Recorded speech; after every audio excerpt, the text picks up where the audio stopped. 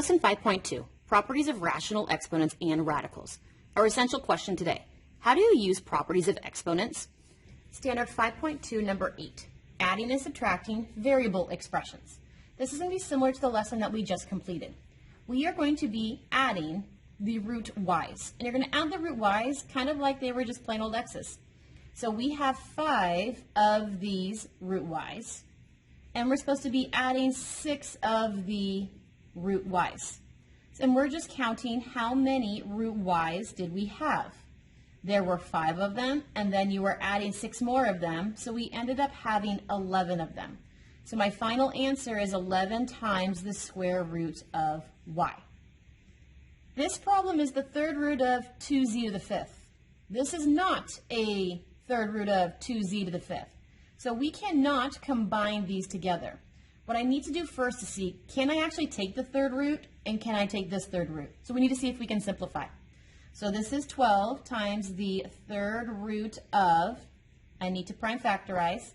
So that's 2 times z 5 times. This is minus z times the third root of, I need to prime factorize 54z squared. So 54 is 2 times 3 times 3 times 3. And don't forget the z times the z for z squared. So because it's a third root, I need groups of 3. So here's a group of 3 to escape. Nobody else escaped. This is also a third root. So here's a group of 3 to escape. Nobody else escaped. So I already had a 12. A group of z got to escape. Who is not escaping and still left inside the third root? The 2 and these 2 z's. So 2z to the second power. I already had minusing a z. Then multiply that by the 3 that got to escape. And who's left inside that third root prison? The 2 and the 2 z's, so 2z squared. So I end up having a 12z of these third root of 2z squareds. And I'm supposed to subtract 3 z's of these third root of 2z squares. So we are counting the third root of 2z squares. I had 12 z's, and I'm going to subtract 3 z's. So how many do I have? I have 9 z's left. So this is my final answer. Let's go ahead and do this one over here. Again, the roots and what's inside the root are not the same. So I can't combine them. I need to simplify them first. So let's go ahead and see, can I take the square root of 9, w to the 5th? So here is my prime factorization of 9, that's 3 times 3, and prime factorization of w to the 5th, that meant there were 5 of them, so 3, 4, 5. And I'm supposed to subtract, there's already a w, I need the square root of, you said there was w to the 3rd. There is a root out here. It is the secret 2. So I'm looking for pairs of 2. So there's a pair, there's a pair, there's a pair. Oh, you're stuck in prison. And there's a pair. Oh, he is stuck in prison. So let's see. The very first parenthesis, I had a 3 escape. This w escaped, and this w escaped. This w is left behind in the square root. We had minus that w. In this w also escaped, and inside is left that w. So I have 3w squared, because 3 times w is 3w squared, and we were counting the square root of w's, minus w times w is w squared, times the square root of w. So I'm counting my square root of w's. So if I had 3 w squareds, and I subtracted the w squared, I have 2 w squareds left, and I'm done.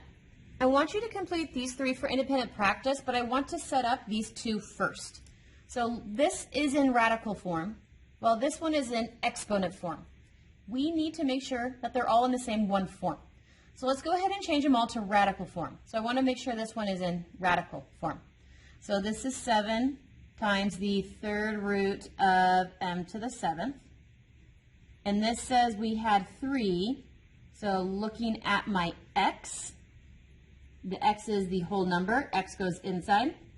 The root is the denominator, and the exponent is what they were taken to in the end. So I have m to the 7th power, and I have x to the 7th power. They are not the same variable. So if they are not the same variable, you cannot actually combine these like terms at all. So what is my final answer? My final answer is the original typed problem because I cannot combine them. So this is my original answer, and I'm done. This problem, we have to solve the parentheses first.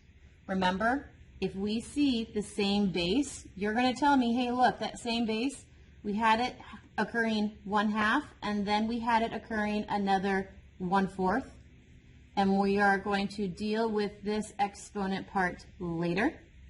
So what do I actually have in my parenthesis? I have p to the 1/2 plus 1/4 is 3/4. Now we're subtracting. Let's go ahead and look at this radical.